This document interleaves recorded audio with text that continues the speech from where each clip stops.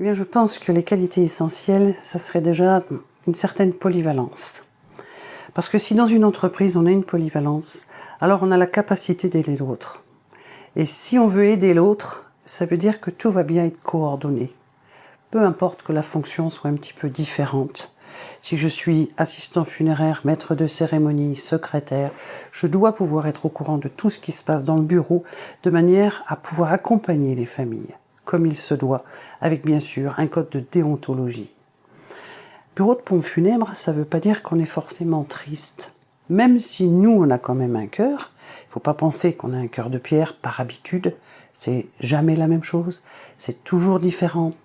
Et c'est pouvoir aider, aimer, sans forcément se dire que je dois faire la tête parce que je tiens un bureau de pompe funèbre. Bien au contraire. Une personne qui est malade et à qui on sourit, ça fait du bien. Ah ben, c'est exactement la même chose.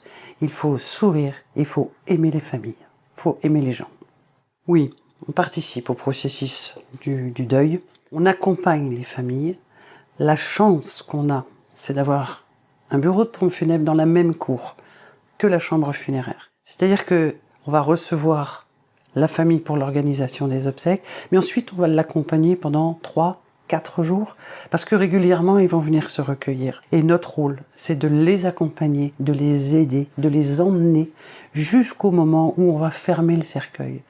Ma meilleure récompense, c'est si je peux recroiser une famille qui pourrait me sourire en me disant « Vous m'avez bien aidé, vous m'avez bien accompagné ».